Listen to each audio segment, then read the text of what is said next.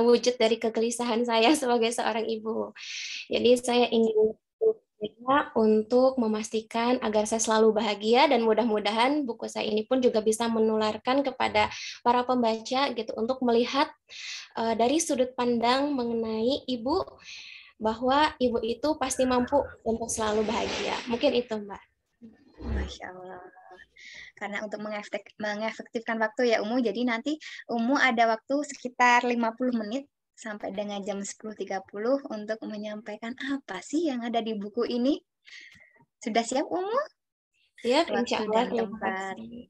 Saya persilahkan Umu, silahkan. Ya, terima kasih sebelumnya, Mbak. Saya izin sambil share screen dulu ya, PPT-nya. Oke.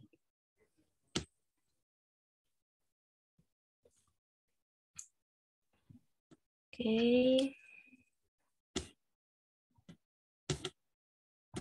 Sudah terlihat, Bun? Sudah. Oke. Bismillahirrahmanirrahim. Assalamualaikum warahmatullahi wabarakatuh.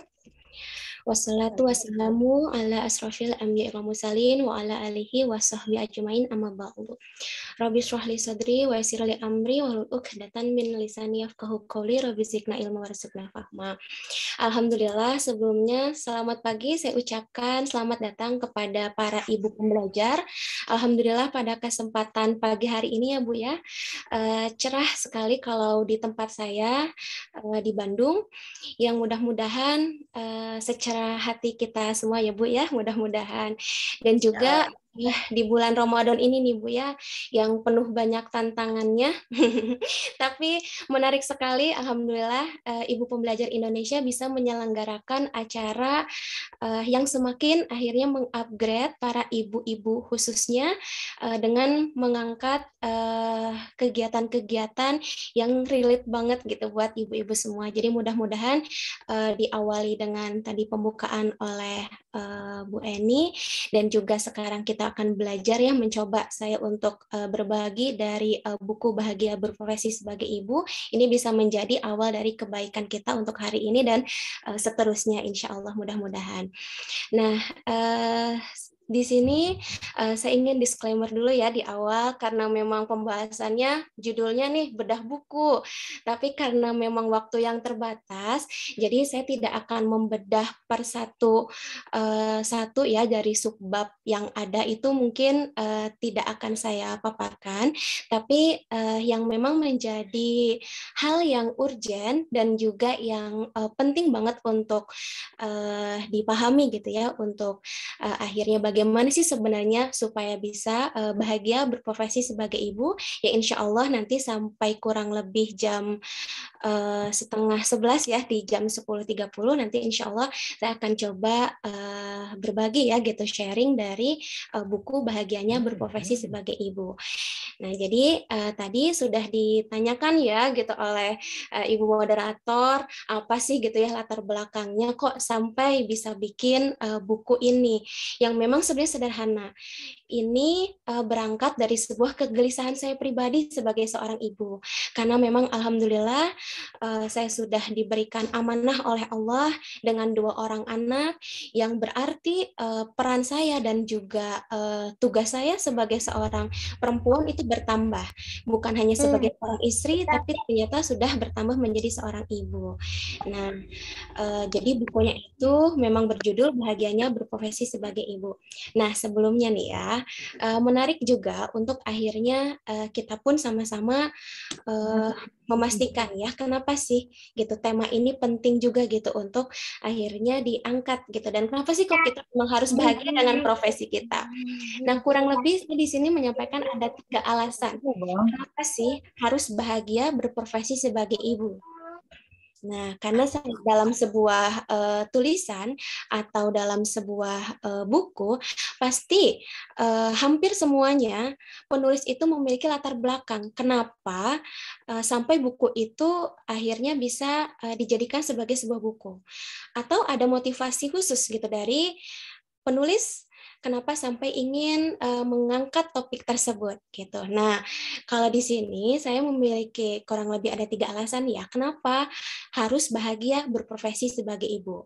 Nah, yang pertama, agar ibu yang bahagia itu akan memberikan energi positif untuk anak-anak dan suaminya. Ya, jadi memang bicara tentang bahagia ya Bu ya, itu pasti sebenarnya kalau bicara fakta, pasti semua ibu-ibu merasakan lelah ya yang sama gitu, mengurus anak, mungkin mengurus rumah tangga, ataupun juga dari mulai sisi lelah fisik sampai ke lelah hati ya Bu ya, itu saya bilang bahwa hampir semua ibu merasakan lelah-lelahnya gitu untuk menjadi seorang ibu. Tapi saya di sini ingin akhirnya mengangkat dan juga menghantarkan gitu para ibu untuk akhirnya melihat dari sisi lain gitu, melihat bahwa ibu ini memiliki mengajak untuk membawa ke sudut pandang yang lain bahwa ibu itu perlu bahagia. Karena ternyata ibu yang bahagia itu akan memberikan energi yang positif untuk anak-anak. Misalkan ketika ibu ini selalu tersenyum misalkan di hadapan anak-anaknya walaupun capek gitu. Anak juga akhirnya lambat laun dia akan mengerti. Umi ini misalkan ya atau bunda atau ibu kelihatan banget nih capek seharian, tapi kok dia masih mau nemenin aku bermain ya gitu, bahkan dengan senyumannya, dengan kehangatannya, dan bahkan anak pun akhirnya bisa jadi belajar kepada kita gitu. Dan juga ternyata suami pun bisa terbawa energi positifnya, yang udah lelah-lelah bekerja seharian pulang sore, tapi karena melihat ibu ini bahagia, akhirnya tertular energi positifnya. Walaupun tadi betul ya Bu ya, kita tidak bisa menafikan bahwa lelah-lelahnya ibu itu bisa jadi akan ditemui setiap hari gitu. Tapi ternyata kok bisa bahagia ya? Nah, ternyata memang karena bahagia itu sumbernya adalah di hati, di perasaan. Gitu. Dan memang bahagia itu tidak ada ukurannya. Nah, makanya ternyata bahagia ini luar biasa. Efek dari ibu yang bahagia akan memberikan energi yang positif juga untuk anak. Dan yang menariknya, yang kedua, ibu yang bahagia itu akan memberikan sebuah investasi juga jangka panjang bagi anak-anak di masa depan. Kalau misalkan ya, terkadang karena tadi saya sampaikan sebelumnya itu bahwa karena bahagia itu adalah sebuah perasaan dan memang itu adanya di dalam hati gitu. Jadi sekalipun lelah nih secara fisik ya, misalkan kalau ibu-ibu lihat saya matanya hitam ya, banyak kantung matanya gitu. Terus capek gitu ya, kelihatannya kok kayak yang pucet gitu ya, mungkin kurang istirahat gitu. Tapi karena perasaannya ibu itu di hatinya bahagia, pasti akan ada energi positif yang akhirnya tertularkan gitu. Jadi memang bahaya ya Bu ya kalau nanti ternyata hatinya ibu itu tidak bahagia.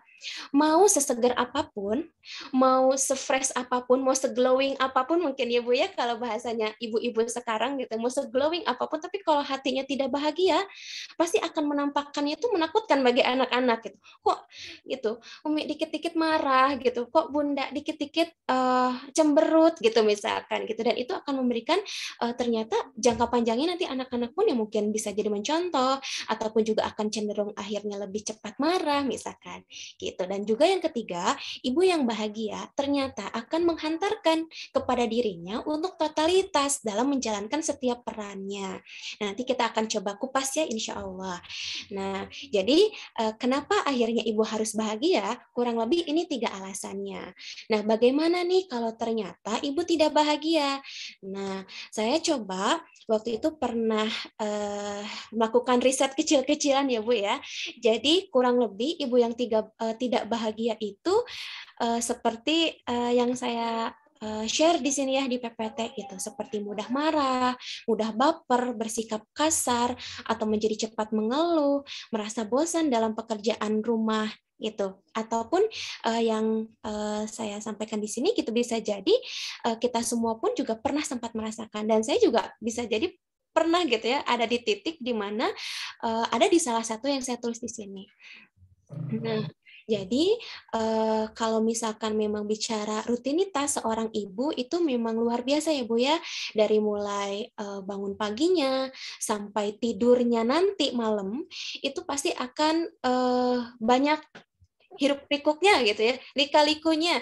Atau kalau yang merasakan ya, alhamdulillah yang sudah diberikan rizki bayi gitu ya, dede bayi, itu sampai tidur malamnya pun tidak tenang gitu, karena harus akhirnya menyusui, yang kita tidak bisa mengatur anak itu atau bayi itu akhirnya harus menyusui di jam 7 ya Dek ya, misalkan di jam 10 ya nanti ya gitu. Umi capek banget nih, pokoknya nanti harus subuh aja nyusunya, kan nggak bisa begitu ya Bu ya gitu. Jadi sampai tidur malamnya ibu pun itu ternyata bisa jadi akan menimbulkan gitu ya lelah secara fisik atau lelah secara perasaan misalkan gitu. Tapi ternyata akan ada kekuatan yang lebih besar ketika ibu terus-menerus beralasan kenapa akhirnya dirinya harus bahagia. Jadi ternyata sederhananya bahagia itu bisa diciptakan Bu. Bahagia itu memang tergantung sudut pandang kita. Melihat aktivitas yang sedang kita kerjakan ataupun profesi apa yang sedang kita tekuni, gitu, itu bisa kita ciptakan bahagia itu. Gitu. Jadi nggak bisa diukur ya Bu ya, bahagia itu misalkan katanya yang kaya itu pasti bahagia. Ternyata enggak juga. Faktanya ternyata banyak yang udah kaya, berhasil punya segalanya, tapi ternyata masih bunuh diri ya Bu ya. Banyak sekali.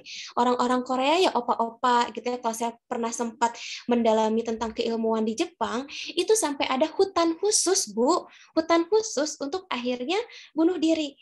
Gitu. Saking banyaknya orang-orang yang depresi, padahal secara material mereka itu mumpuni, gitu, tapi mereka tidak bahagia. Jadi sebenarnya bahagia itu tidak bisa diukur. Jadi tergantung bagaimana seseorang tersebut memandang gitu tentang kehidupannya atau memandang tentang aktivitas yang dia lakukan sehari-hari. Berarti kalau ibu, berarti profesinya menjadi seorang ibu, gitu yang menjadi ibu rumah tangga, itu dia bahagia atau tidak, dia bangga atau tidak, itu tergantung sudut pandangnya dia. Nah, jadilah akhirnya sebuah buku Bahagianya Berprofesi Sebagai Ibu. Yang ini memang tujuannya sebenarnya adalah awalnya dibuatnya buku ini tujuannya memang adalah untuk mengingatkan diri saya pribadi sebagai seorang ibu. Jadi dari buku yang saya baca, dari literasi-literasi yang memang saya coba pelajari dari semenjak kuliah sampai sekarang, yang ternyata memang semakin ke sini akhirnya dirasa penting untuk akhirnya terus belajar. Dan alhamdulillah qadarullahnya pada waktu itu diwadahi untuk akhirnya saya bisa menerbitkan buku ini gitu. Jadi memang tujuannya semata-mata buku Bahagianya Berprofesi Sebagai Ibu ini sebenarnya adalah buat pengingat bagi diri saya sendiri. Dan ketika suami support untuk saya menerbitkan buku ini, saya niatkan gitu dan saya berdoa kepada Allah semoga buku ini bisa menginspirasi gitu banyak orang, terlebih untuk bagaimana akhirnya ibu bisa selalu memiliki alasan untuk bahagia. Nah, ini spoilernya ya Bu ya, cukup banyak. Jadi saya bedah dengan 5 bab yang saya pikir ini menjadi titik poin ya, titik poin alasan-alasan kenapa akhirnya ibu harus bahagia, dan juga tudingan-tudingan hari ini ya Bu ya, yang seolah-olah ada yang berpersepsi gitu ya bahwa menjadi ibu rumah tangga itu misalkan sudah tidak relevan lagi gitu ya, atau misalkan dengan statement bahwa sangat sayang sekali gitu ya kalau di rumah aja. Nanti kita akan coba kupas juga insya Allah. Nah ini ya spoiler dari daftar isinya. Nah, ini juga yang selanjutnya gitu. Jadi seperti disclaimer di awal, saya tidak akan bahas secara keseluruhan, tapi mudah-mudahan bisa mewakili dari setiap entry point penting gitu kan ya di pembahasan. Nah, jadi sebenarnya yang perlu untuk akhirnya disadari gitu kan ya oleh kita semua sebagai ibu-ibu, bahwa ternyata menjadi ibu itu adalah profesi yang Allah amanahkan langsung kepada ibu. Ini yang selalu saya tanamkan ke dalam diri saya. Karena memang betul, Bu, yang ketika sudah berumah tangga, pasti secara fitrahnya seorang ibu, seorang perempuan ya, maaf, seorang perempuan, itu pasti menginginkan menjadi seorang ibu. gitu. Tapi perkara rizki itu memang benar-benar itu mutlak dari Allah yang akan mengamanahkan kepada siapa. Jadi ternyata awal mula kenapa kita harus bahagia itu ya karena memang sadar betul bahwa ternyata tidak semua perempuan itu diamanahkan menjadi seorang ibu gitu. Jadi ujian kesabaran ya Bu ya gitu bagi yang belum akhirnya diamanahi seorang anak. Jadi yakin aja sama Allah pasti yang terbaik ketika diamanahkan seorang anak ataupun belum pasti itu yang terbaik. Yakin aja dulu sama Allah. Mudah-mudahan nanti Allah mengijabah gitu bahwa nanti akan diamanahi seorang anak. Jadi keren ya Bu ya, bahwa ternyata menjadi seorang ibu itu amanah langsung loh dari Allah, bukan dari bapaknya misalkan ya gitu, atau dari mertuanya, gitu diamanahkannya, tapi ternyata langsung dari Allah. Nah juga inilah gitu ya alasan kenapa agar ibu harus selalu bahagia. Jadi cara agar ibu bisa selalu bahagia, yang pertama itu adalah selalu bersyukur. Insya Allah ketika kita selalu bersyukur, maka akan ada muncul perasaan-perasaan alasan untuk bahagia. Kalau tadi misalkan kita berpikirnya bahwa menjadi ibu itu adalah amanah langsung dari Allah dan kita juga melihat masih banyak yang menunggu, mengantri bahkan ya gitu berharap meminta kepada Allah untuk seorang anak, tapi yang sudah diamani sebagai seorang ibu dia nggak perlu capek-capek untuk mengantri doa gitu untuk diamani sebagai seorang ibu. Jadi yang perlu banyak dilakukan itu adalah bersyukur gitu, seperti di dalam Quran surat An-Nahl ayat 18, dan jika kamu menghitung nikmat Allah niscaya kamu tidak akan mampu menghitungnya. Jadi memang semakin kita bersyukur gitu ya, dan ketika kita menghitung-hitung nikmat Allah pun itu tidak pernah akan bisa kita mampu menghitungnya. Maksudnya apa? Menjadi ibu itu adalah bagian nikmat, Bu. Karena bisa jadi lelahnya ibu seharian dari mulai pagi mengurusi anak, menyiapkan sarapan, beres-beres rumah, nyuci baju, itu tidak semua orang bisa merasakan itu. Kenapa? Karena bisa jadi ada yang belum mendapatkan rezeki jodoh, ya nggak Bu? Gitu. Terus bisa jadi ketika ada yang menunggu untuk menjadi seorang ibu, ternyata dia belum diamanahkan. Jadi ketika capek-capek nih harus begadang-begadang, nah itu bagian dari nikmat. Jadi ubah lelah itu agar menjadi lilah. Dalam artian kita ubah sudut pandangnya. Kita mungkin bisa jadi lelah secara fisik, lelah secara hati misalkan ya, karena hati kita itu pengennya anak itu nurut ya Bu ya, tapi ternyata anak juga butuh proses. Akhirnya kita harus menguras gitu ya, menguras perasaan kita gitu melihat anak sering tantrum gitu ya, anak sering marah-marah atau ada di fase egosentris yang dia itu benar-benar kalau misalkan egonya lagi naik itu dia bisa lempar barang gitu ya. Nah, ternyata itu adalah bagian dari nikmat Bu gitu ya. Insya Allah itu bagian dari nikmat gitu. Jadi mudah-mudahan dengan itu pun juga ibu pasti akan bisa selalu bahagia. Nah, dan juga agar ibu selalu bahagia, kita selalu mengharapkan untuk bisa memiliki seorang anak yang soleh. Jadi berhusnuzon aja kepada Allah, berprasangka baik saja kepada Allah, gitu bahwa lelah-lelahnya ibu, mudah-mudahan nanti Allah akan ganti dengan menjadikan anak-anak kita menjadi anak yang soleh gitu, karena di dalam hadis riwayat Al-Hakim pun dikatakan bahwa sesungguhnya Allah tidak akan memperlambat kematian seseorang apabila sudah datang ajalnya. Dan tambahan umurnya, tambahan usianya adalah ketika Allah memberikan karunia kepada seorang hamba, yaitu anak-anak yang soleh yang mendoakannya, sehingga doa mereka dapat menyusul kuburnya. Jadi ternyata Bu, syarat diterimanya doa seorang anak di hadapan Allah salah satunya adalah doa anak yang soleh. Mungkin familiar juga ya Bu ya, saya tidak kutip di PPT, tapi familiar mungkin ya bagi ibu-ibu tentang hadis bahwa Rasulullah berkata, terputuslah seluruh amal manusia kecuali 3. Dan salah satunya itu adalah doa anak-anak yang soleh. Jadi insya Allah Bu, berbahagialah gitu ya lelah-lelahnya kita. Karena lelah itu fakta Bu, kita tidak bisa untuk tidak lelah gitu ya. Ibaratnya begitu gitu.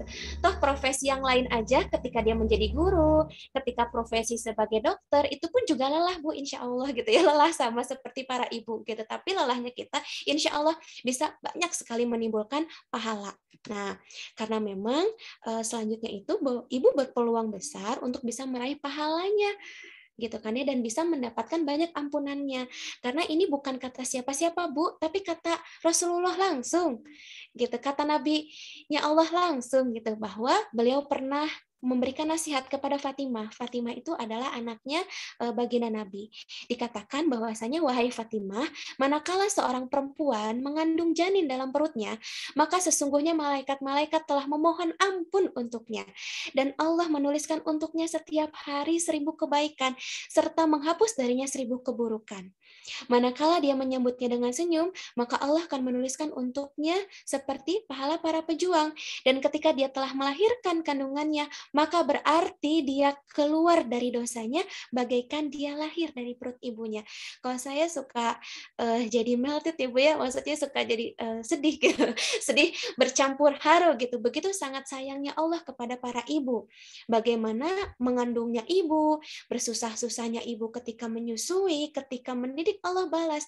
Bahkan dari awal mulanya ditiupkannya ruh ke dalam janinnya ibu, itu sudah dituliskan oleh Allah, itu setiap hari Bu, bayangkan, setiap hari 1000 kebaikan, dan dihapuskannya 1000 keburukan gitu. Jadi insya Allah bagi ibu-ibu yang mungkin belum memiliki momongan gitu ya, jangan pernah berputus asa Bu gitu kan ya. Insya Allah mudah-mudahan gitu ya akan ada waktu yang terbaik nanti akan diamani seorang anak. Dan ibu-ibu yang sudah akhirnya memiliki anak berarti bersabarlah ya Bu ya. Jadi sebenarnya ampunan dan pahala itu benar-benar sangat nyata gitu kan ya. Jadi tinggal yakin saja. Dan kalau yang belum berumah tangga gimana? Nah, berarti persiapkan diri dan juga persiapkan mental, persiapkan ilmu gitu. Karena ternyata berumah tangga itu bukan perkara 1-2 hari ya Bu ya, tapi bisa jadi amalan atau ibadah seumur hidup. Wah, ini waktunya mepet sekali ya Mbak ya. Ternyata sudah jam 10:01. PPT-nya masih banyak. Gimana nih Mbak? Mau kita langsung tanya jawab aja atau mau dilanjut dulu? Boleh dilanjut dulu aja, Umu. Nanti kita sampai jam 10:30 ya. Oh Sembari iya, mungkin benar. untuk teman-teman atau ibu-ibu para pembelajar yang ingin bertanya, boleh dicantumkan di kolom chat ya. Silakan Umu, dilanjutkan Umu. Oh iya, alhamdulillah. Oh ya, sebentar Umu. Sedikit lagi tambahan mungkin buat ibu-ibu pembelajar, jangan lupa ya dicatat aja ibu-ibu ya, untuk kita nanti bisa diposting di Instagram dan tag kami ya. Oke, silakan Umu. Ya. Oke, berarti masih sampai jam 10:30 ya Bu ya? Iya, benar. Iya. Alhamdulillah. Ya, nah selanjutnya setelah kita tahu nih ya kenapa kita harus bahagia dan juga bagaimana cara agar ibu selalu bahagia. Jadi kurang lebih itu cara saya pribadi gitu kan ya untuk akhirnya berusaha move up-kan diri gitu. Jadi bukan hanya move on. Kalau move on kan baru sadar ya Bu ya. Oh iya, misalkan saya tadi baru marah-marah gitu. Tapi saya berusaha untuk akhirnya move up. Move up itu akhirnya berpindah dari posisi yang sebelumnya saya misalkan tadi dalam kondisi yang belum bahagia atau mulai merasa tadi akhirnya jadi berkeluh kesah aja gitu ya seharian uring-uringan. Soalnya betul Bu gitu pernah ada di titik yang memang mungkin gitu kan ya saya kurang bersyukur di sana gitu. Akhirnya bahagia itu tidak memenuhi hati saya. Jadinya uring-uringan gitu kan ya. Terus pokoknya kayaknya memberikan efek yang kurang baik juga gitu kan ya buat anak dan juga buat suami gitu. Jadi kerasa banget bedanya gitu ya. Nah, dan juga di sini ingin akhirnya juga memaparkan gitu kan ya dari bagaimana sih pandangan-pandangan hari ini, pandangan-pandangan kekinian yang memang ternyata ya karena namanya juga arus opini ya Bu ya, dan juga banyak sekali pemikiran-pemikiran hari ini yang memang bebas gitu, baik itu hoax gitu ataupun juga macam-macam ya Bu ya gitu, yang memang dia benar fakta gitu. Nah kalau saya di sini akhirnya kenapa penting gitu untuk diangkat juga karena jangan sampai para ibu itu tidak bangga dengan profesinya dan jangan sampai akhirnya menganggap remeh juga profesi sebagai ibu rumah tangga gitu. Misalkan nih ya Bu ya, ada statement bahwa ibu itu katanya hanya berkutat pada urusan dapur, sumur, dan kasur. Ini sering ya Bu ya didengar. Jadi kalau misalkan hanya jadi ibu rumah tangga yang kerjanya cuma di dapur, di sumur, atau di kasur, itu tuh ibu-ibu yang ketinggalan ketinggalan gitu ya, atau ibu-ibu yang kurang milenial gitu, atau ibu-ibu yang akhirnya kurang update gitu, karena update-nya itu harusnya ibu-ibu menjauhi dapur, sumur, dan kasur misalkan ketika ada statement yang seperti itu. Tapi sebenarnya kalau kita telaah lagi, kalau kita buka lagi gitu ya, bagaimana lembaran-lembaran ayat dari firman-Nya gitu ya, atau dari literasi-literasi gitu ya, bahwa ternyata salah besar ketika ibu itu hanya berkutat pada urusan dapur, sumur, dan kasur. Jadi sebenarnya urusan dapur, sumur, kasur betul itu urusan ibu gitu, tapi ada hal yang lain Bu, yang ternyata ibu itu bisa memiliki nilai yang bahkan lebih tinggi di hadapan Allah daripada para bapak, bisa jadi kita tidak tahu. Karena apa? Karena ternyata ada peran-peran ibu gitu yang nanti kita akan coba bedah juga gitu, bahwa salah satunya itu ibu sebagai madrasatul ula gitu, sebagai pendidik pertama bagi anak-anak gitu. Sering dengar ya Bu ya, bahwa di balik laki-laki yang hebat itu ada perempuan yang hebat. Dan ini bukan katanya Bu, tapi sejarah pun juga sudah membuktikannya. Kalau kita buka-buka sirah ataupun buka sejarah-sejarah kekinian, pasti orang hebat itu di belakangnya itu ada ibunya gitu, atau ada istrinya gitu ya, atau ada siapanya lagi, ada mertuanya misalkan gitu kan ya. Jadi benar-benar memang ada dukungan dari seorang perempuan gitu. Dan salah satunya ternyata karena memang perempuanlah yang melahirkan generasi-generasi untuk generasi ke depan, disinilah titik pentingnya dan titik poin bahwa ternyata menjadi seorang ibu itu bukan perkara yang sepele, bukan perkara yang remeh, bukan perkara yang mudah juga, tapi nggak sulit-sulit juga akhirnya jadi malah nggak berusaha ya Bu ya, nggak gitu juga, tapi maksudnya tidak boleh akhirnya sampai tidak bangga menjadi seorang ibu gitu. Kalau di sini ada sedikit spoilernya juga ya, ini quotes yang saya buat gitu kan ya, bahwa memang sebenarnya ketika ada statement seperti ini gitu, ini sebenarnya adalah upaya untuk mengkerdilkan peran ibu, karena sesungguhnya ada peran ibu yang sangat strategis gitu. Apa saja? Oke, simak ya Bu ya, kita masih lanjut. Nah, selanjutnya juga, nih statement yang nggak kalah menggelitik ya Bu ya, yaitu adalah kenapa sekolah tinggi-tinggi hanya menjadi sarjana ibu rumah tangga.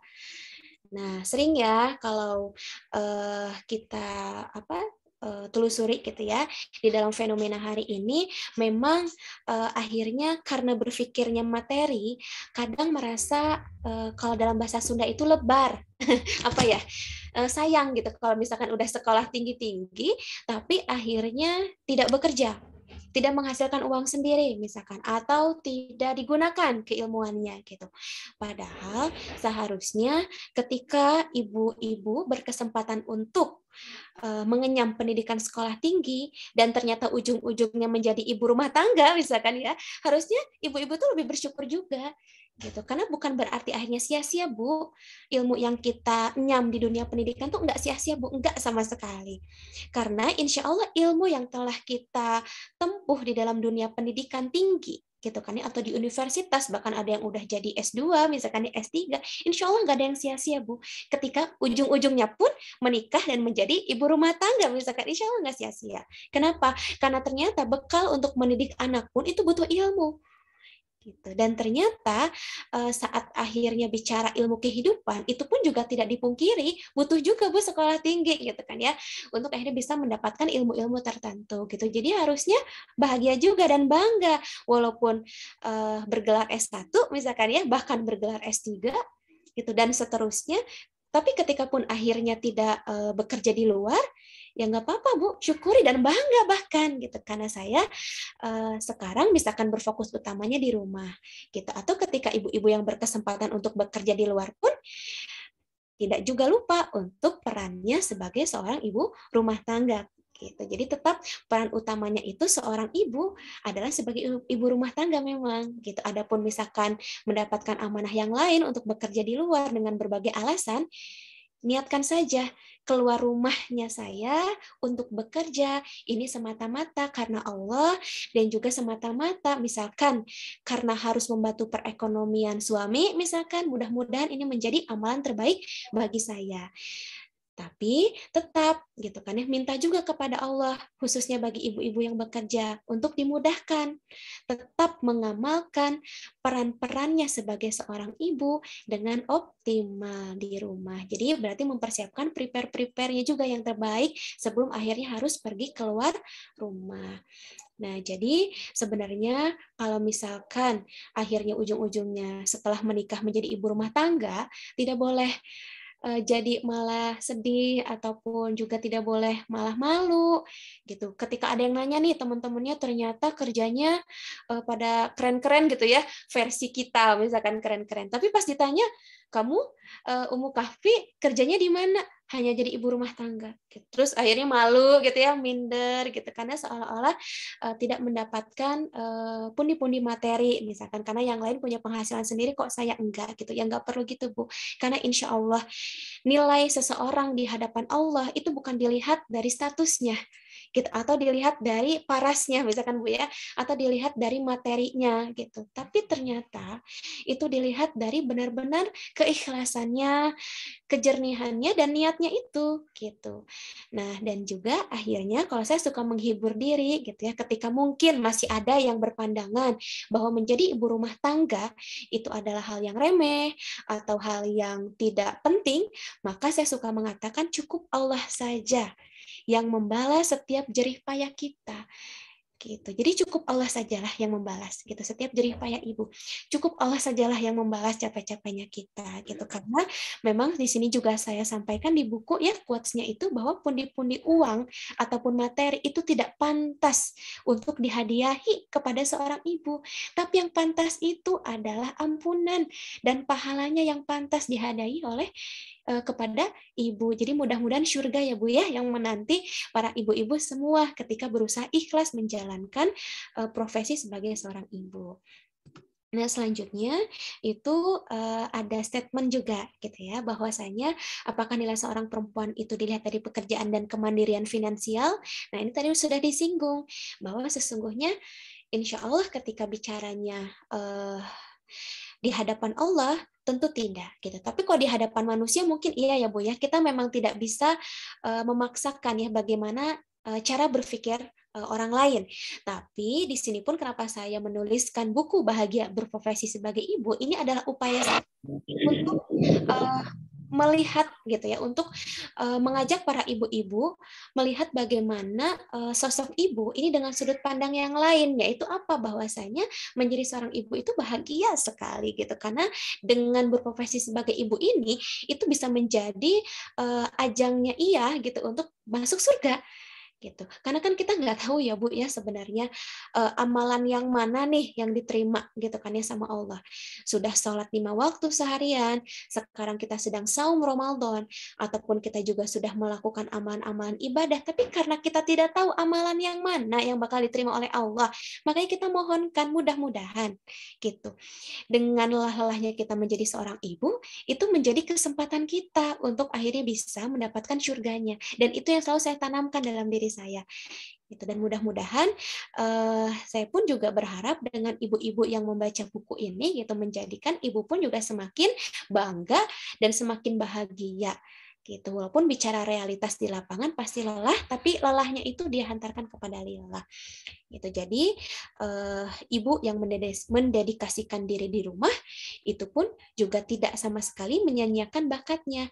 Bahkan ketika ia berharap gitu ya dengan full momnya gitu menjadi full mom karena ternyata alhamdulillah rizki suami sudah terpenuhi misalkan ya sudah cukup dan bahkan berlebih, ya kenapa tidak untuk memilih langkah menjadi full mom.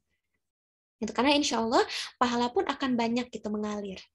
Gitu. Nah, selanjutnya karena memang tadi sudah dipaparkan ya bahwa ternyata tidak dipungkiri nih Bu gitu ya ada pandangan-pandangan yang tadi sudah saya sampaikan sebelumnya masih ada yang tidak pede ketika ditanyakan statusnya apa ibu rumah tangga sambil nunduk-nunduk ya Bu ya sambil dengan wajah yang aduh gitu ya, saya mau ibu rumah tangga aja misalkan gitu ya, dengan tidak pede ya, mungkin masih ada gitu ya, ya di luar sana gitu, atau masih ada kepikiran seperti itu, saya mah nggak kerja jadi minder gitu, nggak punya penghasilan sendiri kok, dilihat di teman-teman di IG aku misalkan gitu ya, itu udah banyak yang punya penghasilan ini dan itu gitu, tapi aku nggak punya penghasilan apa-apa jadi minder gitu ya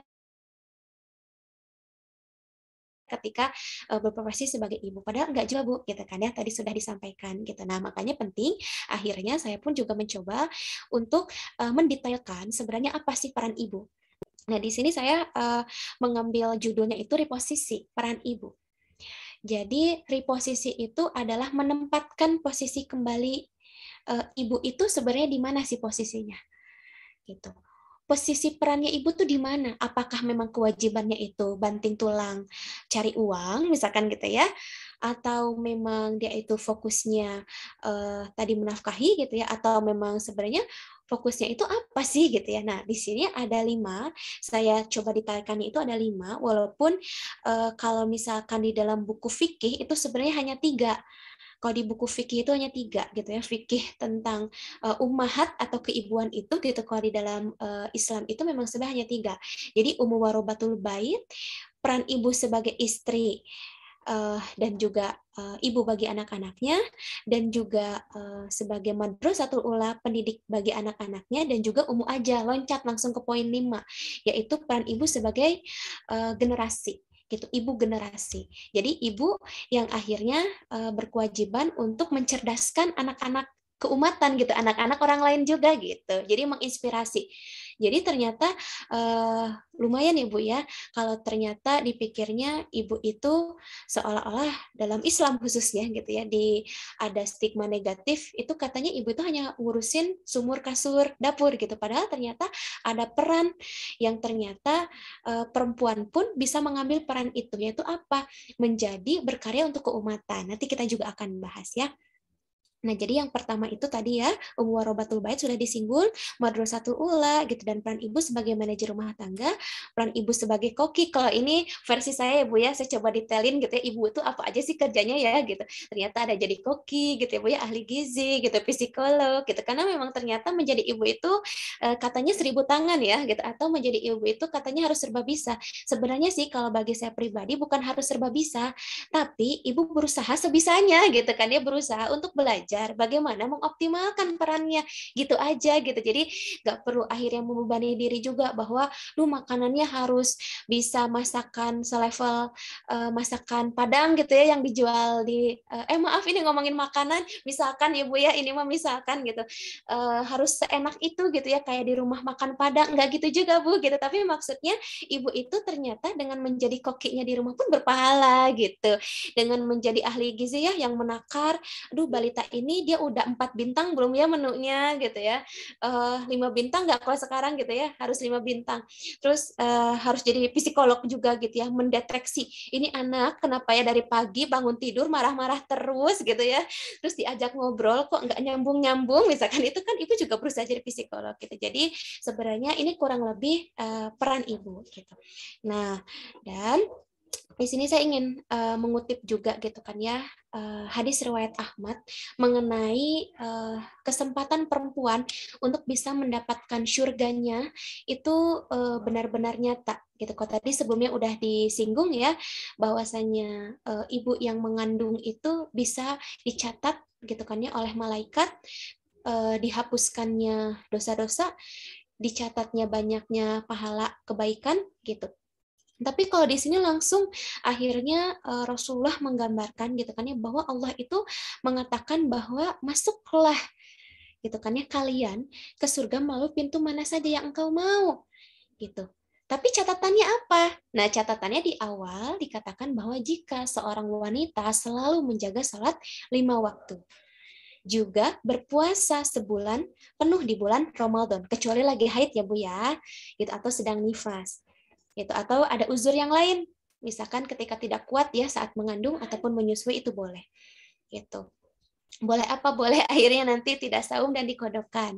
Nah, terus juga ketika apa? Ketika ibu itu atau perempuan tersebut menjaga kemaluannya gitu dari perbuatan zina dan benar-benar taat kepada suaminya. Nah, jadi di sini saya juga ingin akhirnya mengingatkan diri saya pribadi ya sesungguhnya bahwa ternyata jangan pernah kita juga melupakan kewajiban kita sebagai seorang istri, karena waktu itu saya pernah berkesempatan juga sharing-sharing ya di tempat lain bahwa ternyata ada bukan ada ya, bahkan banyak gitu ya umumnya ketika seorang perempuan itu sudah menikah dan sudah diamanahi seorang anak, kadang pelayanan terhadap suami itu menjadi kurang.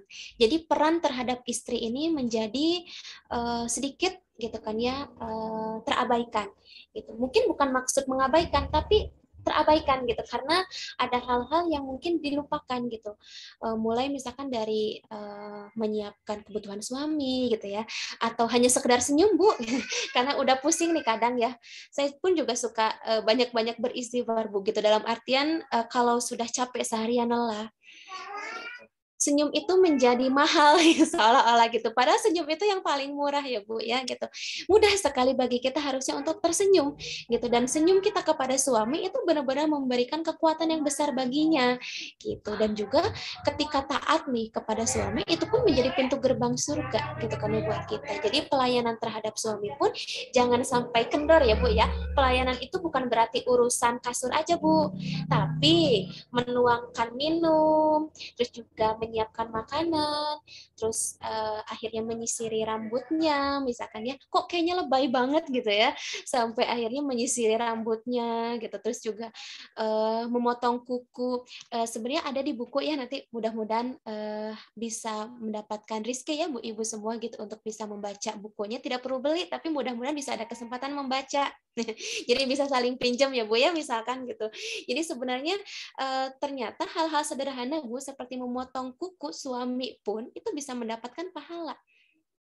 Bahkan kalau digambarkan di dalam hadis, saya tidak tulis ya di sini karena sangat panjang hadisnya, bahwa siksa kubur itu akan ditutup oleh Allah gitu kan ya, bagi ibu yang sampai mengurusi hal sekecil itu gitu. Jadi nanti berarti PR ya Bu ya, kita harus semakin terus berusaha juga nih walaupun sibuk seharian mengurusi anak, tapi apa yang bisa kita lakukan untuk memberikan perhatian lebih kepada suami itu perlu gitu. Dan bahkan Allah pun memerintahkan kita untuk taat kepada suami, dan juga berarti bonusnya ketika kita mengurusi keperluan suami itu bisa mendulang pahala yang sangat banyak insya Allah. Nah, dan juga, nah ini juga dari hadis riwayat Abu Daud ya, seperti yang sebelumnya saya sampaikan, bahwa ketika seorang wanita melayani suaminya seharian, gitu dengan semangat, dengan baik, tulus, ikhlas, bahkan dengan hati yang benar-benar mengharapkan gitu kan ya, ini sebagai ibadah gitu, bentuk ibadahnya kita dengan melayani suami seharian dengan penuh cinta, dengan tulus, ikhlas, walaupun capek sudah mengurus anak, tapi ternyata Allah akan jaminkan juga gitu pahala, dan akan Allah jaminkan kita diampuni dosa-dosanya.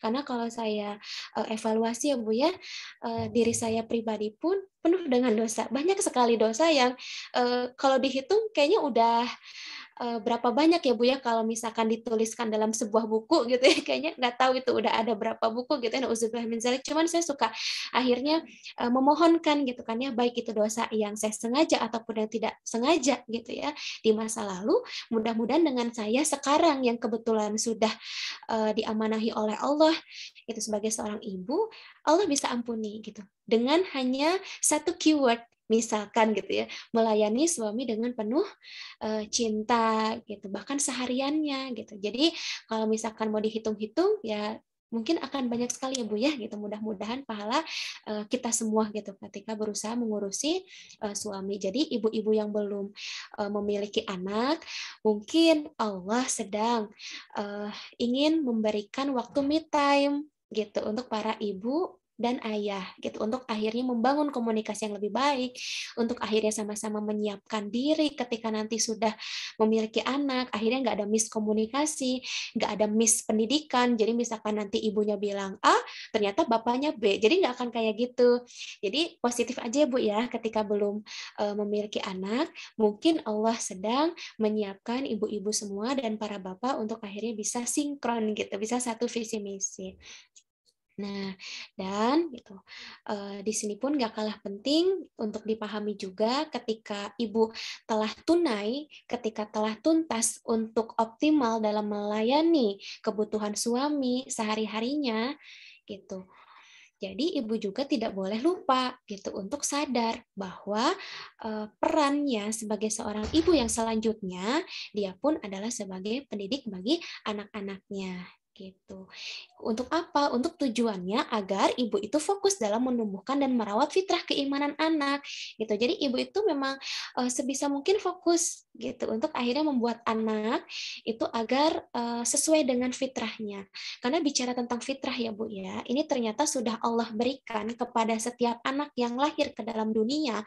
Fitrah mereka itu kalau di dalam hadis gitu ya, atau di dalam tafsir lebih rinci itu adalah fitrah yang berjalan pada kebaikan, fitrah tauhid. Jadi kalau misalkan kita lihat nih ya, ada anak-anak yang mungkin ternyata kok dia kasar-kasar, misalkan kok dia ngomongnya bentak-bentak gitu ke ayah ibunya, atau kenapa kok dia susah banget dinasehatin gitu. Nah, itu mungkin adalah proses, Bu, gitu. Karena pada dasarnya fitrahnya seorang anak itu mereka sebenarnya sudah Allah kasih relnya, kalau ibarat kereta api gitu ya, tracknya itu, relnya itu, mereka tuh sebenarnya cenderung kepada kebaikan, apalagi anak-anak usia dini. Jadi kalau ada apa kelucuan-kelucuan mungkin ya, bahasanya kelucuan-kelucuan gitu ya, atau kesalehan anak-anak gitu ya, versi ibu-ibu untuk menghibur diri gitu ya, kita banyak doakan saja ketika anak-anak ini melakukan perilaku-perilaku yang bagi kita itu mungkin cukup mengesalkan misalkan gitu. Jadi jangan sampai kita melontarkan bahwa mengklaim ini anak nakal gitu, karena masih sering kita dengar juga ya di lingkungan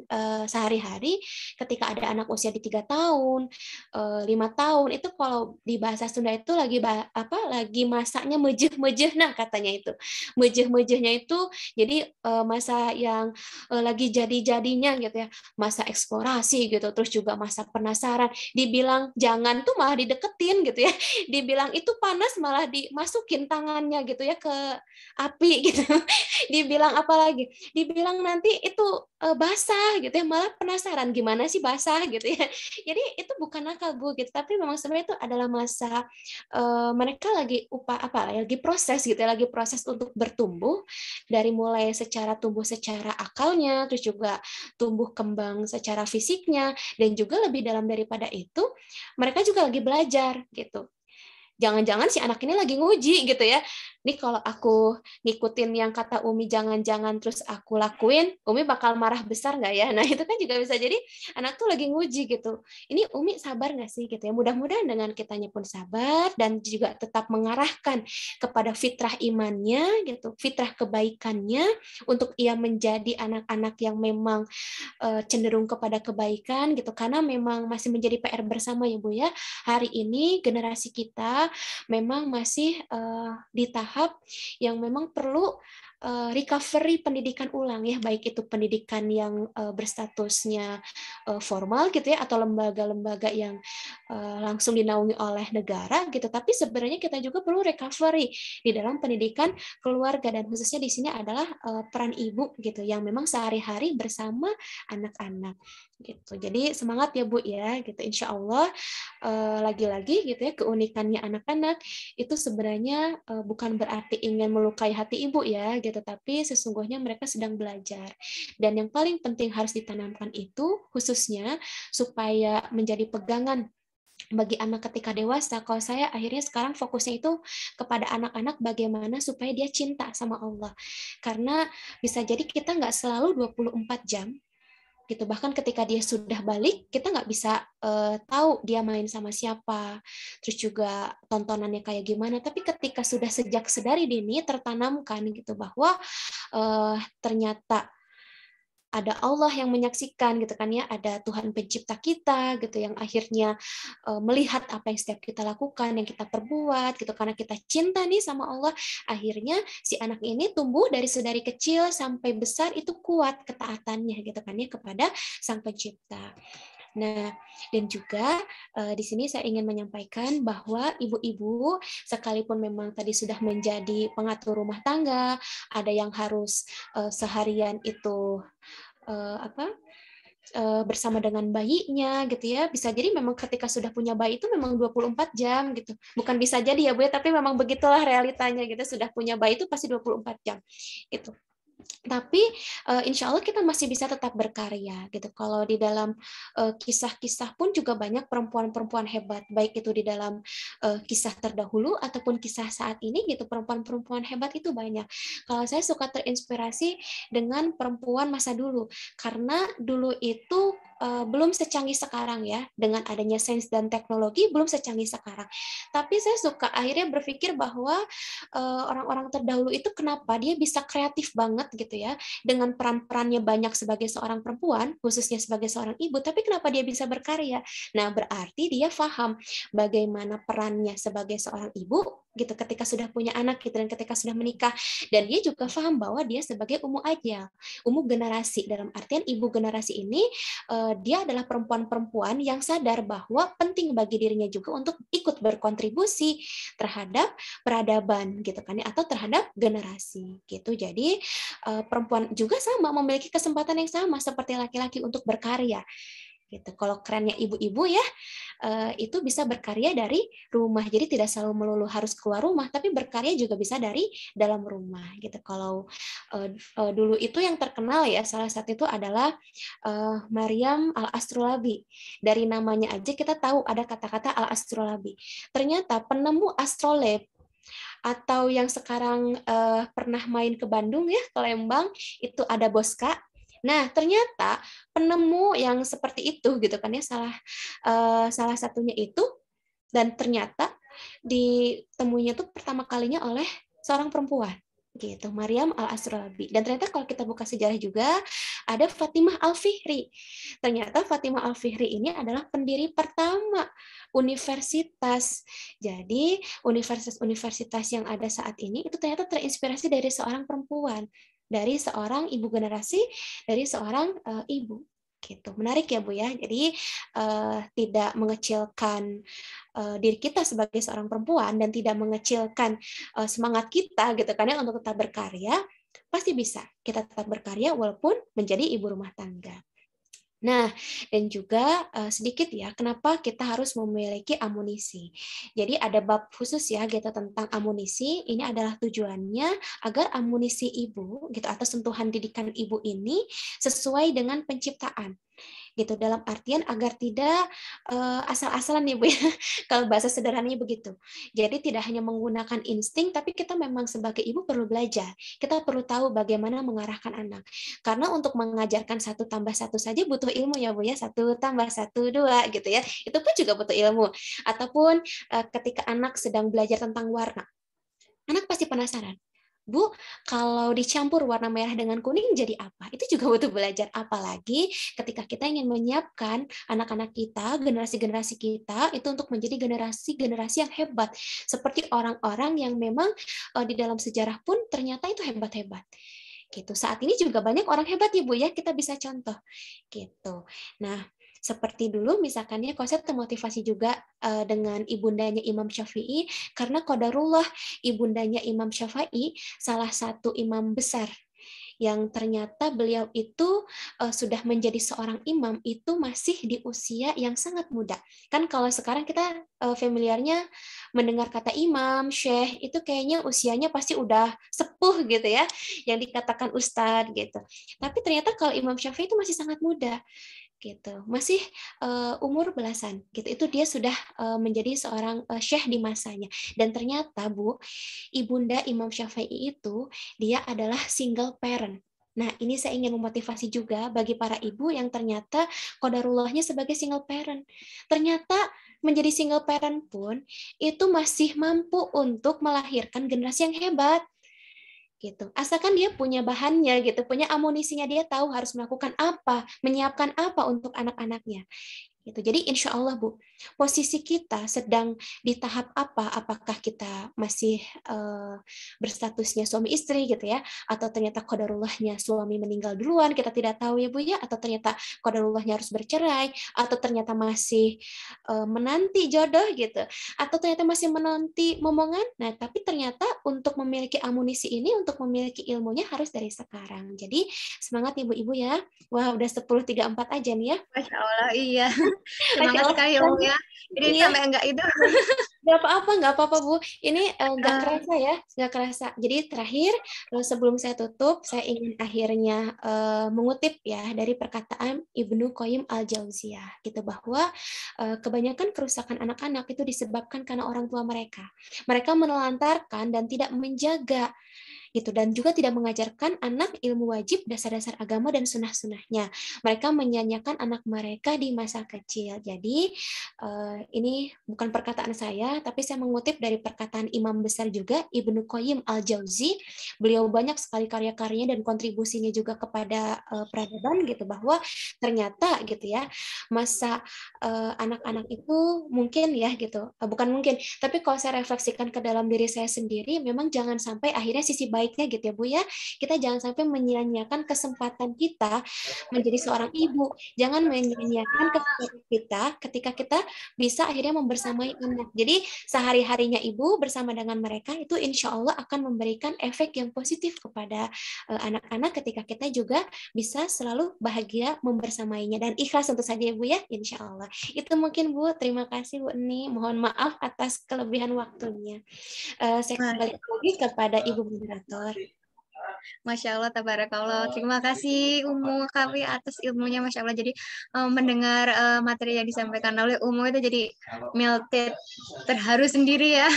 Karena sampai banget Bu Min juga termasuk ibu rumah tangga ya. Jadi fokus cuma di rumah saja bersama anak-anak. Tapi dari mendengar pemaparan Umu Kafi ini tadi kayak, duh, terharu gitu. Terus apa namanya, jadi lebih bersemangat lagi menjalani profesi ini ya, Masya Allah. Bahagia, harus bahagia. Boleh kita ke acara selanjutnya ya Umu ya, kita ada tanya jawab. Ini ya, Ibu panitia yang lain sedang memilihkan pertanyaan dari beberapa peserta yang ingin bertanya tadi.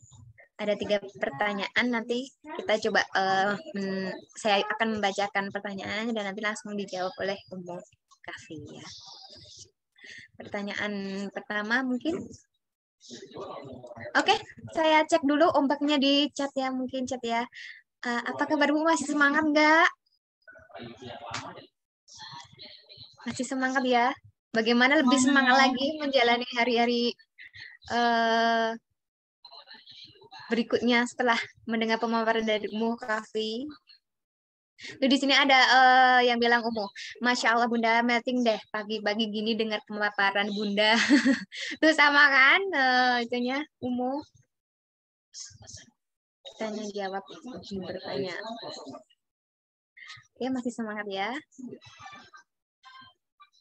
Oh ya Umu, ini nanti PPT-nya mau di-share tidak Umu? Kayaknya kalau di-share nanti nggak mencatat ya. Setelah itu ya, setelah pengumuman pemenang aja ya Umu ya? Ya, insya Allah. Nanti bisa saya lengkapi untuk hal-hal yang mungkin tadi saya sampaikan ya. Insya Allah nanti saya lengkapi juga. Jadi nanti di-share-nya pas setelah pengumuman giveaway-nya mungkin ya Bu ya. Oh iya betul. Masya Allah ke recharge. Oke, ada yang ke recharge sama saya juga ke recharge, jadi motivasinya bertambah ya.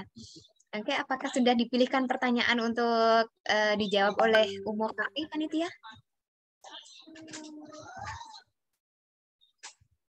Sudah tertampil Mbak. Oke, coba digeser slide-nya, boleh.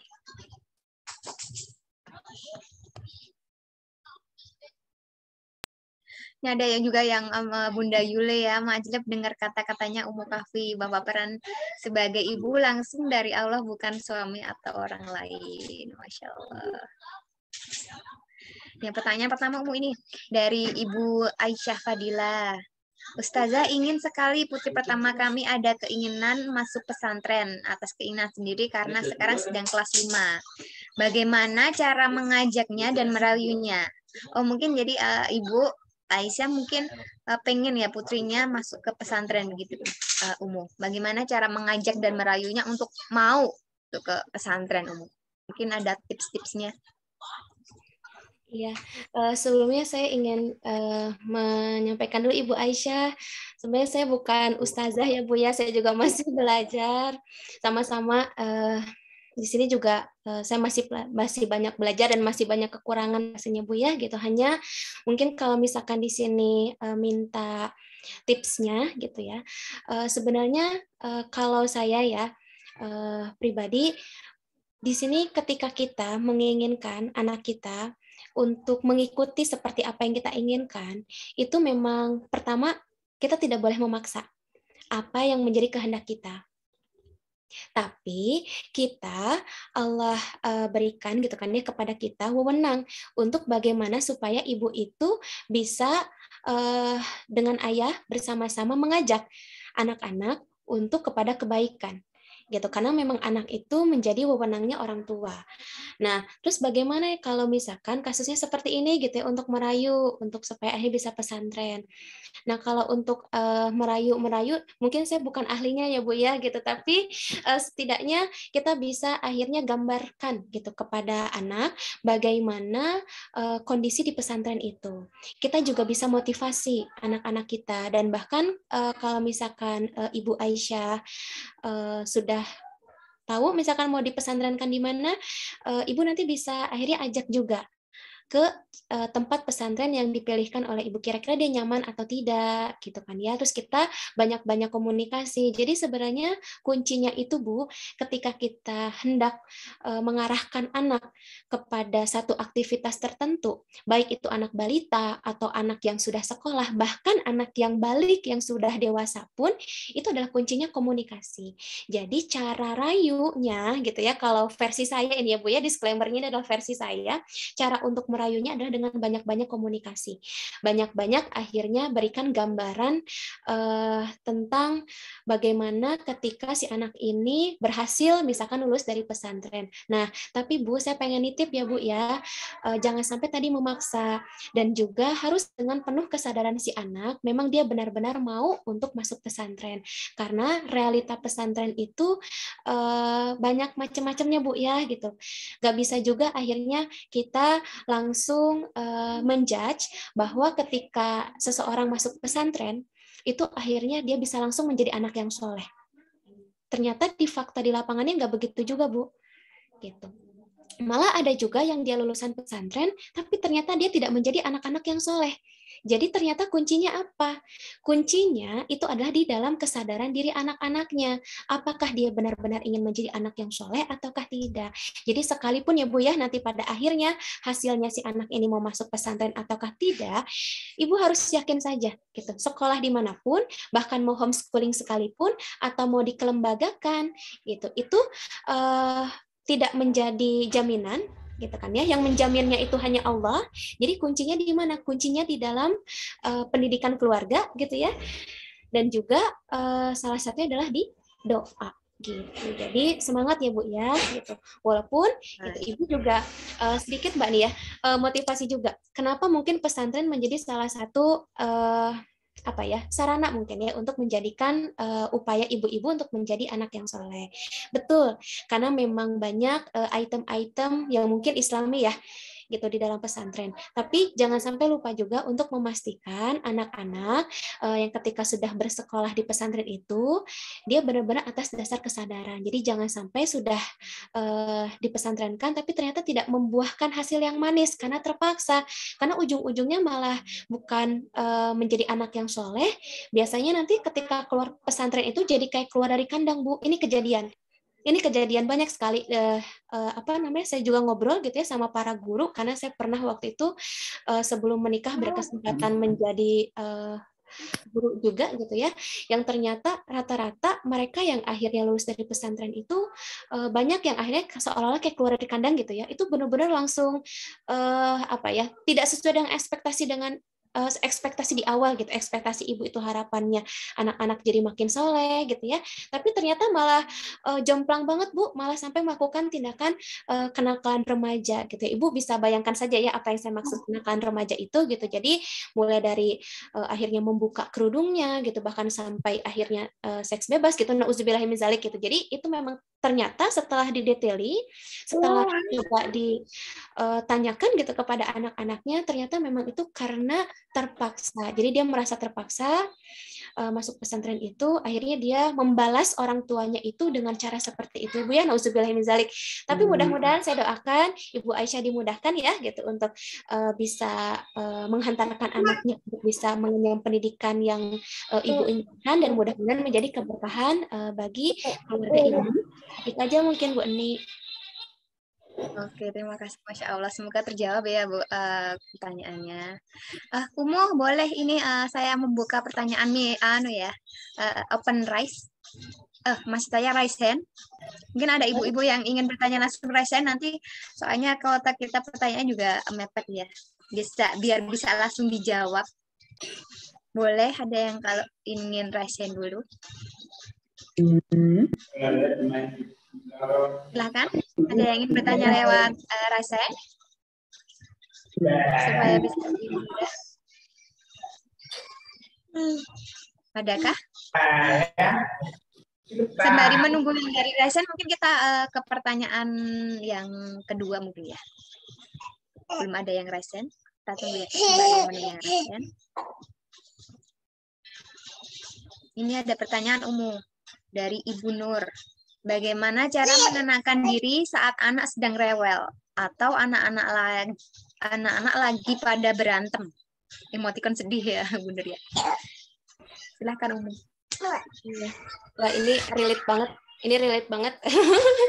Kenapa relate banget? Karena biasanya ibu-ibu yang diamanahi anak-anaknya itu usianya jaraknya dekat-dekat, biasanya akan lebih sering merasakan ini, anak rewel, atau adik sama kakak berantem gitu ya, lempar-lemparan, atau apa Bu biasanya, dorong-dorongan gitu ya, apalagi banyak ya Bu yang macam-macamnya. Atau setidaknya ketika anak rewel, itu gimana menenangkan diri. Nah, kalau versi saya, yang pertama, ketika saya melihat anak rewel, itu bukan semata-mata rewelnya yang saya lihat.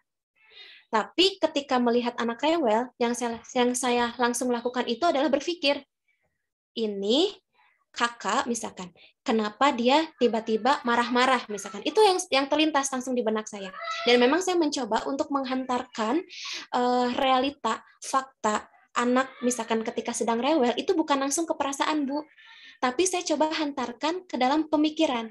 Karena kalau misalkan kita langsung alihkan dan arahkan ke perasaan, biasanya ujung-ujungnya akan pasti langsung marah.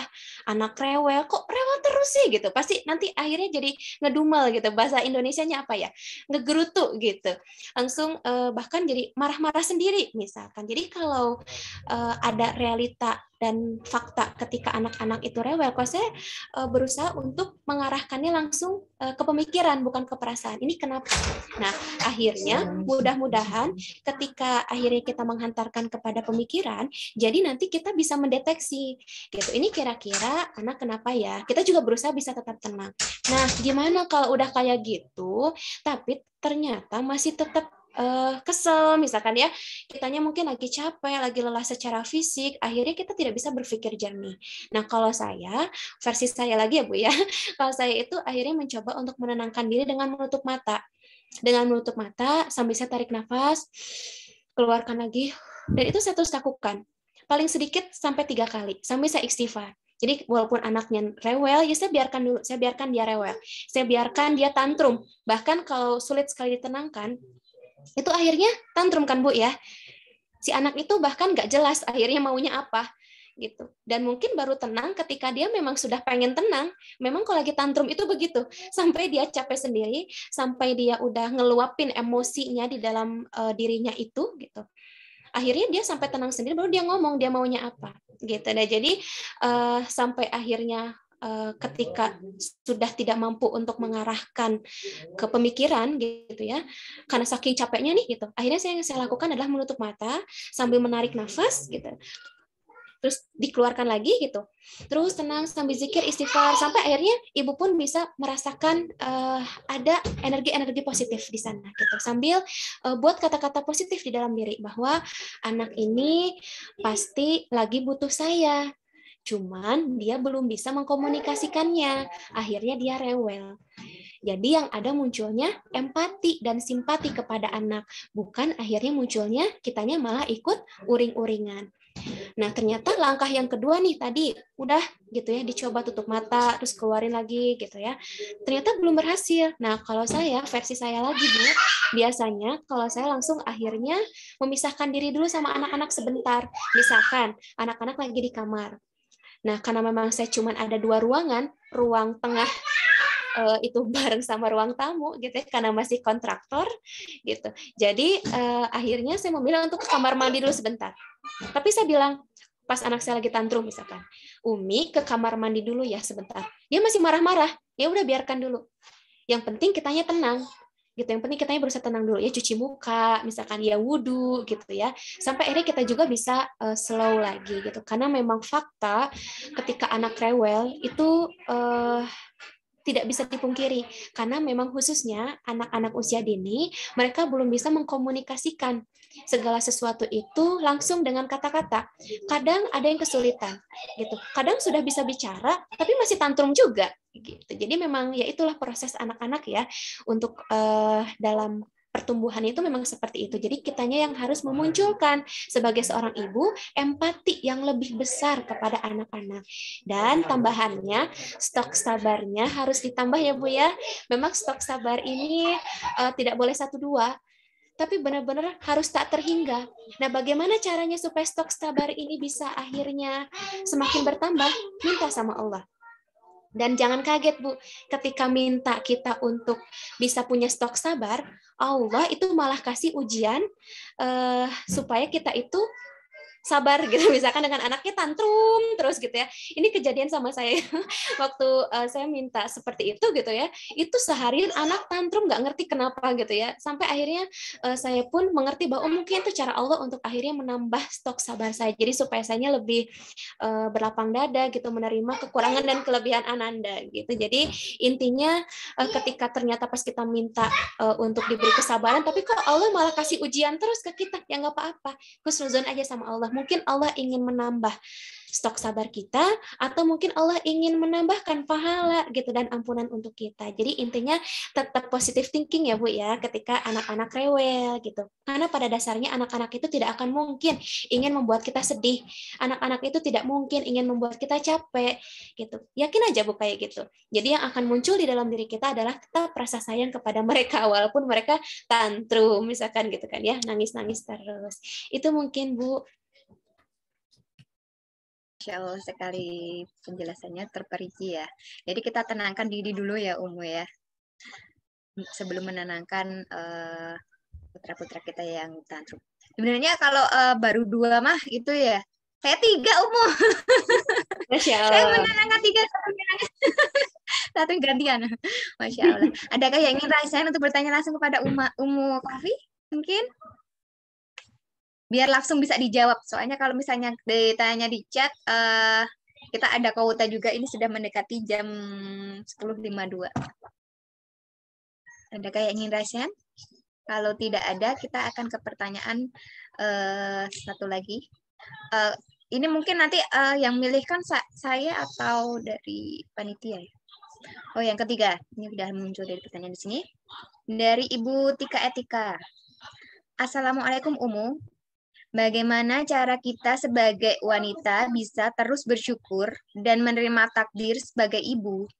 Karena kadang saya ada perasaan sirik melihat suami bisa keluar bekerja tidak diikuti oleh anak-anak. Karena kadang lelah fisik dan mental. Apalagi saya sebelumnya working mom dan sekarang menjadi full IRT atau ibu rumah tangga. Mohon motivasi dan pencerahannya agar menjadi mindset positif untuk saya. Terima kasih. Monggo Umu. Iya, terima kasih Bu Eni. Ya, jadi karena memang sebenarnya perasaan bahagia itu muncul, tadi saya di awal sampaikan ya, bahwa perasaan bahagia itu muncul tergantung dari sudut pandang kita dan bagaimana cara kita melihat realita yang sedang kita jalani hari ini. Nah, saya mengerti betul Bu, pasti Bu Tika ini bukan hanya jet lag ya, jet lag itu maksudnya dalam artian kaget gitu, yang awalnya working mom, ini akhirnya langsung jadi full ibu rumah tangga. Pasti ada hal-hal yang mungkin rindu ya Bu ya ketika akhirnya harus bekerja di luar rumah. Rindu akhirnya bisa bertemu dengan orang-orang di luar sana gitu. Karena kalau udah jadi ibu rumah tangga yang ditemuinnya siapa sih Bu? Dia lagi ya Bu ya. Maksudnya anak pertama gitu ya, anak kedua, terus suami gitu kan ya, paling deket-deket kita hanya bertemu dengan tetangga gitu. Tapi kalau lingkungan kerja kan cakupannya lebih luas, lebih besar. Nah, tapi di sanalah Bu, gitu ya. Insya Allah, Allah itu memberikan amanah kepada kita sebagai seorang ibu, itu bukan amanah yang asal-asalan ya Bu ya, atau amanah yang rendah gitu, yang satu rendah, yang satu lebih tinggi, tidak. Ketika Allah sudah memberikan amanah, itu semua amanah di hadapan Allah itu sama. Yang membedakannya itu bagaimana akhirnya kita menjalankan setiap amanah-amanah tersebut itu akan seperti apa. Nah, jadi kalau misalkan ditanya bagaimana caranya untuk selalu bersyukur, maka yang pertama kali harus kita yakini dalam diri kita itu adalah yang seperti di awal, bahwa menjadi ibu itu adalah amanah langsung dari Allah. Yakinlah, karena memang menjadi ibu itu adalah amanah langsung dari Allah, akhirnya kita pun jadi berusaha untuk mengerti bahwa ketika sekarang saya pun harus menjadi ibu rumah tangga dan tidak lagi menjadi working mom, ini juga yang terbaik buat saya. Berarti ini cara Allah juga untuk semakin memberikan kepada saya itu kesempatan, ampunan dan pahala gitu. Karena dari mulai membersamai setiap hari sampai dari pagi malam gitu ya, bahkan sampai kita tidur pun kadang kita harus terbangun tengah malam ya, tiba-tiba anak nangis, tiba-tiba anak minta tolong, kalau masih kecil kan begitu ya Bu ya, antar mau pipis misalkan. Ibu lapar tiba-tiba tengah malam gitu ya, kalau habis menyapih itu begitu gitu ya. Itu adalah bagian dari nikmat gitu. Jadi yakinlah gitu ya bahwa amanah menjadi ibu itu adalah amanah langsung dari Allah. Berarti kita tuh dipercaya Bu, kita dipercaya sama Allah. Berarti secara tidak langsung juga Allah percaya kita mampu mendidik, membersamai, dan juga menghantarkan anak-anak kita itu kelak menjadi anak-anak yang hebat. Jadi yakin itu yang pertama ya, yakin kepada Allah ini pasti yang terbaik karena kita sudah menjadi ibu gitu, itu langsung diamani oleh Allah. Nah, yang kedua, untuk mengobati rasa rindu kita nih ya, yang awalnya working mom, seperti yang disampaikan juga sebelumnya di materi, bahwa kita juga bisa berkarya dari rumah. Jadi ibu bisa melakukan hobi atau minat yang ibu suka juga gitu. Misalkan Ibu Tika senangnya bikin DIY gitu ya, bikin kerajinan-kerajinan, atau ada yang suka nulis misalkan di medsos, atau pengen bikin buku juga gitu, atau misalkan ada yang ingin akhirnya ngajar tapi pengen via online. Itu kan sekarang memang lagi masanya online ya Bu ya, jadi masih banyak kesempatan sebenarnya kita juga untuk tetap bertemu gitu kan ya, berjejaring dengan orang-orang di luar sana gitu. Nah, atau saya juga merasakan Bu ya, kayaknya senang banget kalau saya tuh suka diketawain sama suami kalau saya tuh suka minta untuk pinjam motor. Pinjam motor hanya sekedar untuk motor-motoran gitu, maksudnya dalam arti untuk keluar rumah sebentar gitu, keluar rumah sebentar pengen ya naik motor gitu, karena saya memang riders Bu dulunya gitu ya, dari dulu dari saya sekolah gitu sampai saya kuliah tuh saya memang naik motor terus gitu. Jadi setelah menikah ini saya jarang naik motor karena biasanya kan dibonceng ya Bu ya, jadi pengennya saya ngendarain sendiri gitu. Itu juga bagian dari mengobati rindu kita gitu, karena yang biasanya keluar rumah ya mungkin nanti keluarnya bisa pengen sendiri, ya mungkin bisa minta izin sama suami untuk seperti itu, atau ketika pengen keluar rumah gitu ya, nah ajak mungkin ini momen juga gitu kan ya, me time untuk Ibu Tika gitu bersama dengan anak-anak, dengan suami, me time keluar gitu. Jadi insya Allah tidak ada yang sia-sia Bu, ketika saat ini Ibu Tika bahkan bisa menjadi full mom, itu adalah kesempatan yang besar, karena banyak juga Bu di luar sana yang akhirnya pengen jadi full mom, tapi karena himpitan ekonomi, karena memang juga kondisi yang mendesak, akhirnya dirinya harus bekerja gitu kan ya, dan itu benar-benar cukup melelahkan gitu kan ya bagi ibu-ibu tersebut gitu. Jadi ya syukurilah gitu kan ya posisi kita saat ini, peran kita saat ini, dan juga ketika tadi diamanahkan untuk full mom, berarti itu adalah satu nikmat ya. Anggap saja itu sebagai suatu nikmat dari Allah dan kesempatan untuk mendapatkan ampunan dan pahalanya. Dan ketika dia harus bekerja, maka jadikan juga itu niatan untuk sebagai pahala juga. Karena perempuan, Bu, dalam Islam itu ketika akhirnya dia bekerja, itu dia tidak wajib hukumnya. Tapi ketika dia bekerja dan bahkan untuk membantu suaminya gitu ya, untuk akhirnya sehari-hari untuk makan gitu ya, uang yang diberikan ibu kepada anak-anak itu bisa sama seperti akhirnya bersodakoh. Jadi boleh ya Bu ya hukumnya bekerja gitu ya, tapi alangkah bahagianya gitu ya harusnya ketika bisa menjadi full mom. Berarti dari tumbuh kembang anak dari mulai kecil sampai dewasa itu kita bisa menyaksikannya langsung Bu dengan mata kepala kita. Gak perlu akhirnya dititip-titipin lagi gitu kan ya ke babysitter gitu, karena kalau dititipin ke babysitter kita kan nggak tahu ya apa yang terjadi pada saat kita tidak ada, kita tidak bisa menjamin itu gitu kan ya.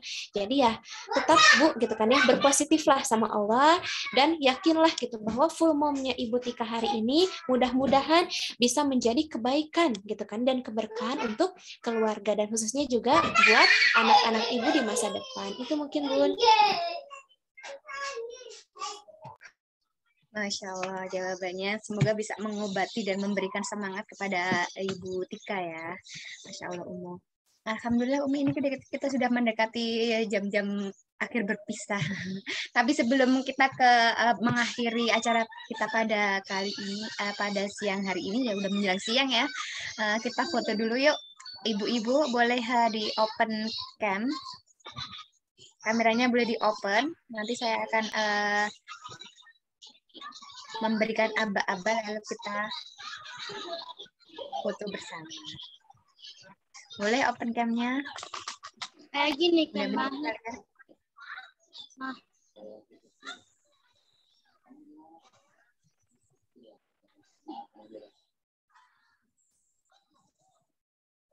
Oke, saya hitung ya. Operator sudah siap ya? Saya hitung. Kita butuh berapa kali nih, Bu? Bakal nagih sepertinya ya. Oke, sudah siap. Masya Allah, udah cantik-cantik ya. Oke, saya hitung ya bersama-sama. Halo, ada yang bawa adik juga. Masya Allah. Saya hitung. 1, 2, 3. Oke, ganti posisi, Bu. 1, 2, 3. Sarangyo. 1, 2, 3. Oke, Masya Allah. Udah, semua slide-nya sudah terfoto semua ya. Masya Allah. Pemaparan materi dari Umu Kahfi tadi buat saya pribadi membukakan hati saya dan memotivasi saya untuk lebih menjadi lebih mensyukuri lagi menjadi seorang ibu ya. Dan di sini Bumi juga ingin memberitahukan atau mengingatkan lagi adanya giveaway kita, yaitu nanti kita sudah mengikuti ya Zoom ini, tinggal upload deh resume yang sudah kita bikin tadi. Masya Allah, poin-poinnya udah banyak sekali tuh. Bumi juga dapat beberapa lembar ini, Masya Allah, daging semua karena bingung mau dibuang juga sayang, jadinya catat aja semuanya ya. Alhamdulillah. Jangan lupa nanti kita resumenya bisa di-share di IG story, lalu tag IP Jabar, IP Jateng, dan Umu Kahfi untuk kami mendapatkan notifikasinya. Dan untuk batas waktunya mungkin sampai minggu depan ya. Batas waktunya sampai tanggal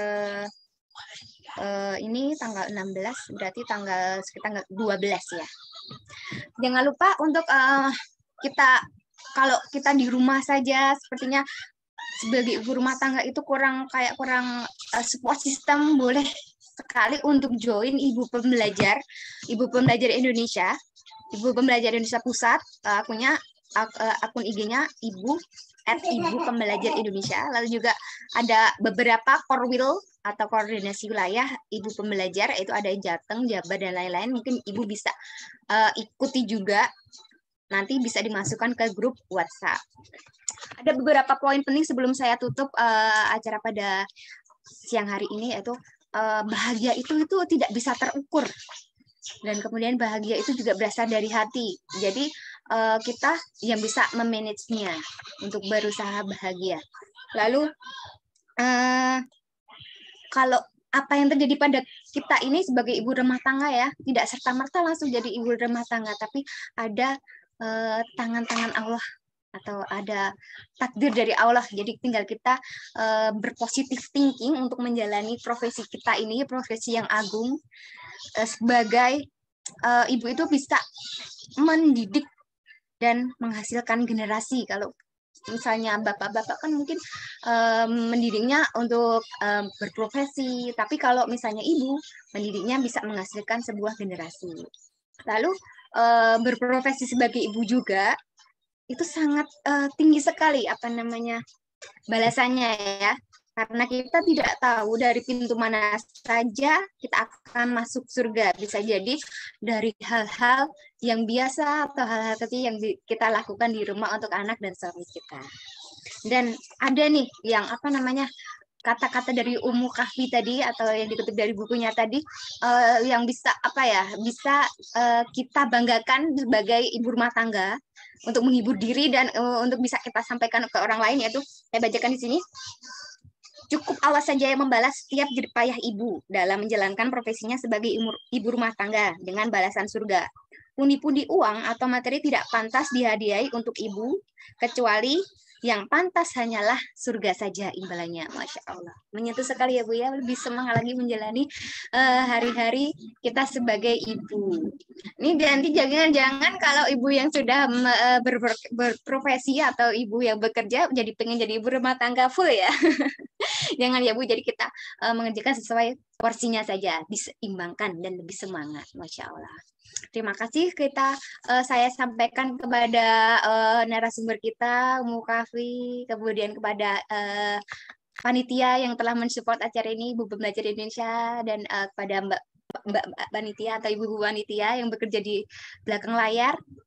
Saya berterima kasih sekali sudah mendukung acara ini, dan juga serta kepada ibu-ibu para pembelajar Indonesia, Ibu Pembelajar Indonesia, saya ucapkan terima kasih kehadirannya di acara pada pagi sampai siang hari ini. Masya Allah, terima kasih saya ucapkan. Akhirul kata, wassalamualaikum warahmatullahi wabarakatuh. Sampai jumpa. Waalaikumsalam warahmatullahi wabarakatuh.